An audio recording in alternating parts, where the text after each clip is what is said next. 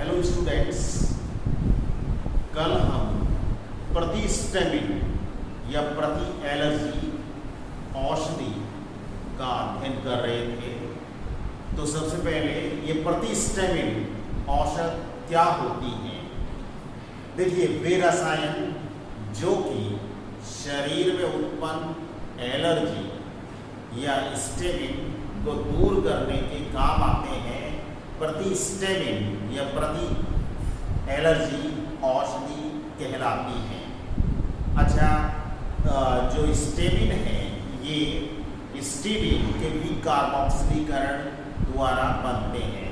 तो ये alpha amino स्टीडीन है और इसके कार्बोक्सिलीकरण से स्टेमिन उत्पन्न होता है और इस स्टेमिन के कारण ही शरीर में यानी जो एलर्जी है वो उत्पन्न हो जाती है। और जो प्रतिस्टेमिन है ये एलर्जी को दूर करने का कार्य करते हैं। ठीक है ना। अब देखिए, इसमें क्या होता है कि शरीर में जो स्टेमिन यानी जो उत्पन्न होता है, इससे शरीर में जैसे दाने, खुजली, नाक की श्लेष्मा में सूजन, आँख बहना, नाक बहना, नाक, कान, गले में खुजली, ये सभी क्या है स्टेमिन के कारण होते हैं। और इन सब को दूर करने के लिए जो रसायन काम में लिए जाते हैं उनको हम प्रतिस्टेमिन कहते हैं। तो प्रतिस्टेमिन ये शरीर में जो एलर्जी है उसको दूर करने का कार्य करते हैं।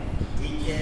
तो देखिए, कुछ प्रमुख प्रतिस्टेमिन जो औषधि हैं उनके संरचना सूत्र और उनके नाम क्या है। जैसे ब्रोमफेनरामिन है, क्लोरफेनरामिन है, टरफेनाडीन है, डाइफेनिल हाइड्राबिन, ये सभी क्या है प्रतिस्टेमिन औषध हैं जो कि शरीर में उत्पन्न यानी जलन, खुजली या अन्य एलर्जी को दूर करने का कार्य करती हैं। अच्छा, कुछ प्रमुख प्रतिस्टेमिन औषधियों के नाम व संरचना सूत्र निम्न प्रकार हैं। देखिए, जैसे ब्रोमफेनरामिन। अच्छा, ब्रोमफेनरामिन में जैसे आप ये देखेंगे कि यहाँ अल्टरनेट ये बॉन्ड है, अल्टरनेट ये बॉन्ड है, एक को छोड़ करके एक। जैसे यहाँ पर क्या है, ये CH2 फिर CH2 और फिर N के बाद जो लाइन छोड़ रखी है या CH3 है, यानी इनके रेखा आवरण सूत्र हैं। फिर इसके पैरा स्थिति पर Br है, बिल्कुल सेम क्लोरफेनरामिन का स्ट्रक्चर है। तो यहाँ अल्टरनेट ये बॉन्ड है, उसके बाद सेम यानी स्ट्रक्चर है। और फिर जैसे यहाँ ब्रोमफेनरामिन था और इसमें क्या है क्लोरफेनरामिन है। ठीक है ना। तो ये प्रतिस्टेमिन औषधियाँ हैं। इसी प्रकार से आप देखेंगे टरफेनाडीन, इसको सैडेन भी कहते हैं। तो यहाँ पर देखो ये साइड, ये यहाँ नाइट्रोजन विषम चक्रीय यौगिक है, बाकी ये फेनिल C6H5 ये कार्बन है और OH, CH2 और फिर ये CH, और ये बेंजीन वाले से जुड़ा है। और ये 3 यानी ब्यूटेन ये समूह है। नेक्स्ट इसमें क्या है नंबर 3 और ये नंबर 4 है। Number 4 diphenyl हाइड्रामिन।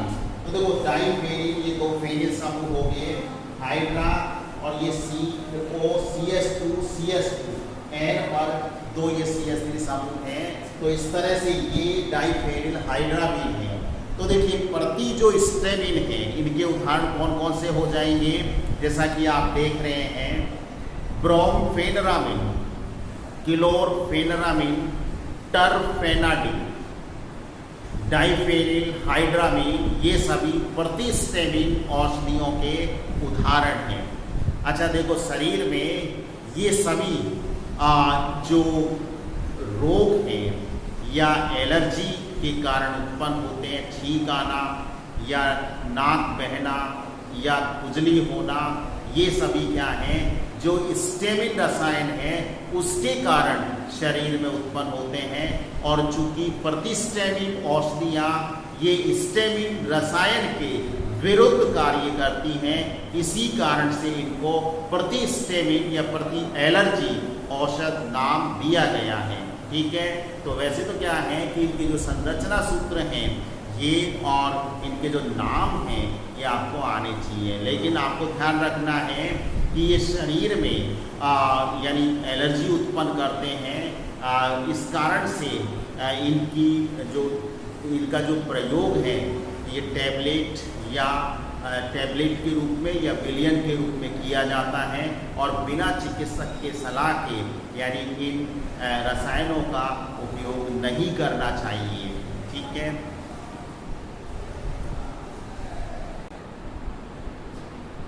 हेलो स्टूडेंट्स, अब हम प्रतिनिषेचक औषध के बारे में अध्ययन करेंगे।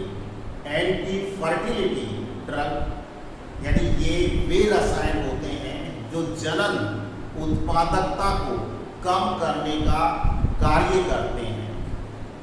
तो प्रतिनिषेचक औषध क्या हैं? यानी वे रसायन जो जनन उत्पादकता को कम करने के काम आते हैं, जनन क्रिया को कम करने के काम आते हैं, प्रतिनिषेचक औषध कहलाती हैं।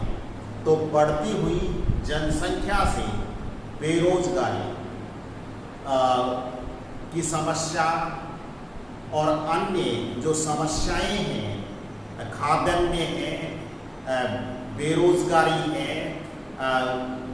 अन्य जगह की कमी, ये सभी समस्याओं के निवारण के लिए यानी ये प्रतिनिषेचक जो औषधियाँ हैं इनका निर्माण किया गया। सबसे ज़्यादा यानी उपयोग में ली जाने वाली प्रतिनिषेचक जो औषध है ये गर्भ निरोधक गोलियां हैं और गर्भ निरोधक जो गोलियां हैं इनका ही सबसे ज़्यादा उपयोग किया जाता है। गर्भ निरोधक जो गोलियां हैं इनमें संश्लिष्ट जो हार्मोन यानी एस्ट्रोजन और प्रोजेस्टेरॉन के व्युत्पन्न होते हैं। इन गोलियों में एस्ट्रोजन और प्रोजेस्टेरॉन के व्युत्पन्न यौगिक होते हैं। तो देखिए एक इसमें नॉरएथिंड्रोन ये एक प्रतिनिषेचक औषध है जो कि प्रोजेस्टेरॉन व्युत्पन्न के साथ बनाई जाती है और जनन नियंत्रण में यानी इसका उपयोग किया जाता है। इसी प्रकार से एक तो मैंने ये बताया था नॉरएथिंड्रोन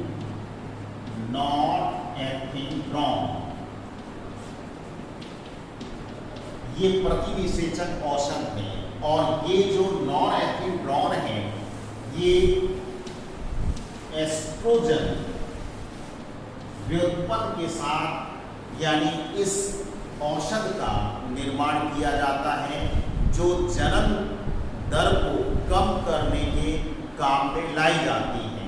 अच्छा, दूसरी क्या है?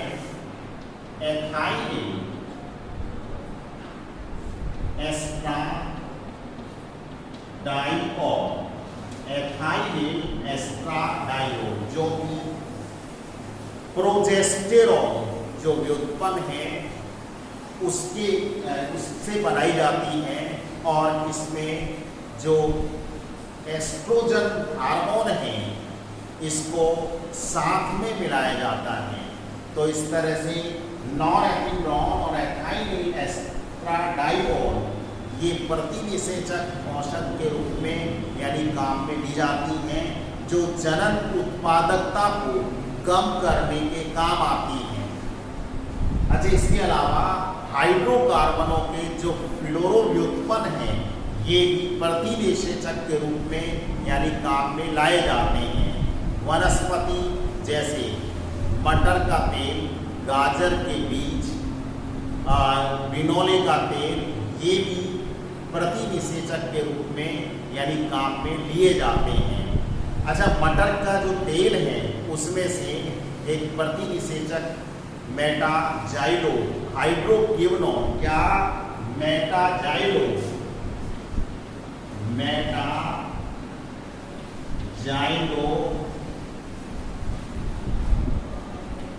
हाइड्रोक्विनोन को पृथक किया गया और जो कि प्रतिनिषेचक के रूप में काम में लिया जाता है। देखो इसका स्ट्रक्चर क्या है,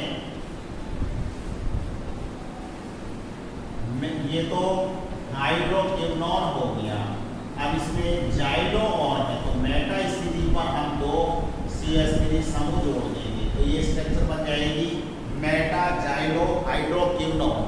ये एक प्रतिनिषेचक औषध के रूप में काम में लिया जाता है।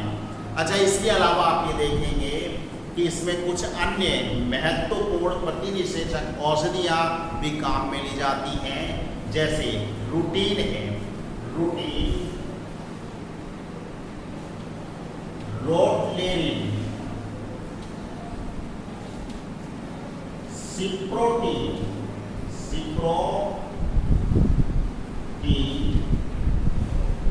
डाइफेनफास्फेमाइड आदि का उपयोग भी प्रतिनिषेचक के रूप में किया जाता है। ठीक है, तो इस तरह से, लेकिन क्या है, ज़्यादातर जो प्रतिनिषेचक औषध के रूप में काम में ली जाने वाली जो औषध हैं ये गर्भ निरोधक गोलियां होती हैं, जो कि यानी महिलाओं में प्रयुक्त की जाती हैं, महिलाएं इनका उपयोग करती हैं।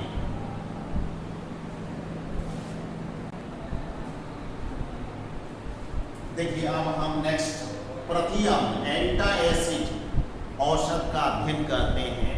तो सबसे पहले प्रतिअम्ल औषध होती क्या है? देखिए, वे रसायन जो पेट या आमाशय में उत्पन्न अतिरिक्त अम्ल को दूर करने का कार्य करते हैं, एंटाएसिड या प्रतिअम्ल औषध कहलाती हैं। अब देखिए, यानी शरीर में इन औषधियों का यानी जो अम्लता है, वो pH है, उसमें pH में कमी कैसे हो जाती है? तो इसका कारण ये है कि बाहरी जो पदार्थ हैं, अचार है, मुरब्बा है या अन्य जो पदार्थ हैं, खाने से पेट में अम्लता, एसिडिटी बढ़ जाती है और इस एसिडिटी को दूर करने के लिए जिन रसायन का उपयोग किया जाता है वे प्रतिअम्ल कहलाते हैं। तो जो प्रतिअम्ल हैं ये क्षारीय लवण होते हैं। प्रतिअम्ल क्या है? ये क्षारीय लवण हैं। कौन कौन से हैं?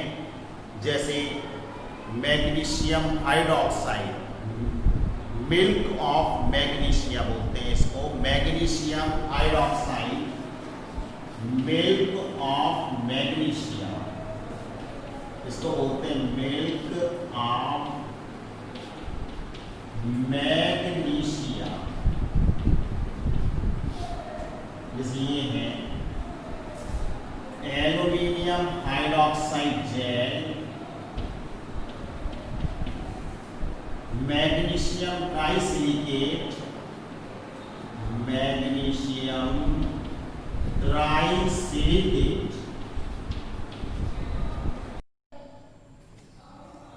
देखिए,